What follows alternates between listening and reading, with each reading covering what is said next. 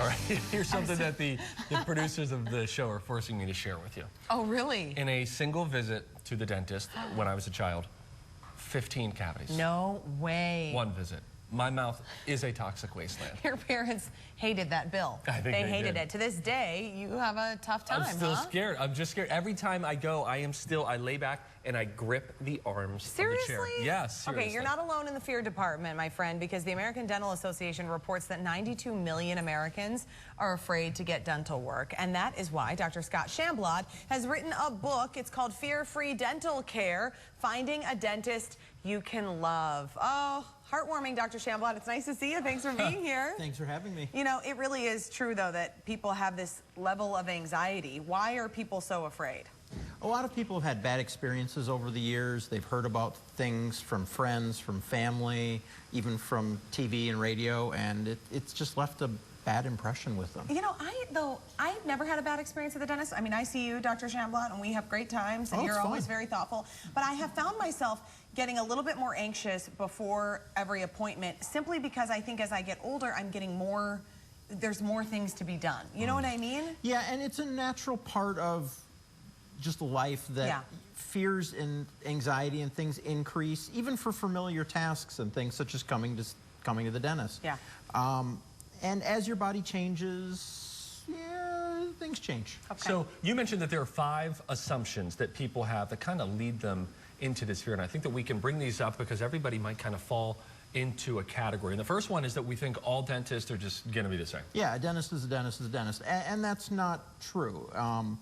Some dentists focus on, you know, seeing lots of patients and just getting it through. And cranking them through one by one. Yeah, and doing kind of more basic dentistry. Some do more advanced things. Some, such as myself, like to see people who have some dental anxiety, some dental phobia, and kind of helping them get through it and get the work done that they need to get done. A couple other assumptions that people might have. Nothing will ever change. They're just teeth.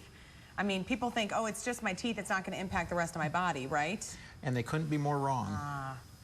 There's a strong link between the health of your mouth, the health of your teeth, and systemic health. Toxic wasteland. What do I do, Dr. Oh, my gosh. I feel like I'm predisposed. I'll see you at 7 tomorrow. Another assumption, all needed dental work must be completed at once. That's where people get nervous about the bill because they're thinking you got to get this all done. The majority of time, things can be phased out over time as budgets permit and things. The only time we can't do that is if there's a massive infection or there's a major problem that would have tremendous consequences if we didn't do it. But the vast majority of the time, we can space things out over time. Okay. All right. There are also scales of fear, right? Because some people are terrified and others are not. So it starts with mild concern. I would like to check that box. Maybe I'm mildly concerned. I think I'm getting that way, mild concern. So this is sort of the spectrum here of people's anxiety. Yeah, I mean, with mild concern, you know, you have an appointment in a couple weeks. You think about it once or twice a day. It's not really impacting your life at this level, but you know, it's still there kind of in the back of your mind. Then you have the worry, then you have the anxiety, then you get to the serious stuff, the acute stress. What's happening with people there? Fight or flight, I'm out. Yeah, fight or flight. I mean, your palms are sweaty, your heart is racing, you're convinced that everything that can go bad is going to go bad, and it's going to hurt, it's going to be awful, and at the slightest little stimulus, you're ready to bolt out the door. What's the point when you are a full-out dental phobe? Well, when you're there, it's a real gray zone between the two. When you're at pretty acute anxiety, you're almost there. Yeah, okay. There's a way to sort of assess where you are in that spectrum. There's a self-test, which I think is good. And the first question is, if you had to go to the dentist tomorrow, you ask yourself, how would I feel about that if that was on tomorrow's planner? Yeah, and then you kind of know. What's your gauge? If it's like, not at all. I mean, it's kind of a 1 to 5 scale. And, you know, with 1 being you don't really care, with, you know, 5 being I'm totally wigged out. And what about this other one? While you're waiting and the dentist is getting out the instruments, how do you feel? I want to press This is another charges. one that you want to ask yourself and kind of gauge what's your stress level. So this begs the question. So you figure out where you are in terms of worry or phobic.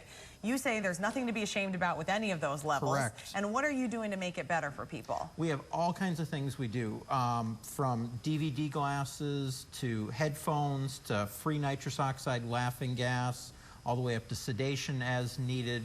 There's blankets, there's little squishy balls, and there's a bunch of other things we do. I mean, when we talk to patients, we're genuinely interested in what they have to say. We care about people. You know, we provide a warm, reassuring environment. And I know you don't, you know, you're not in the business of knocking on other dentists, but if you're going to your dentist and you're getting a guilt trip or they're not doing things to make you more comfortable, what's your advice to that person? It may be time to look for someplace else. Find somebody else. Because there's no room for guilt. It serves no purpose whatsoever. It does not motivate people. It just demotivates people. Yeah.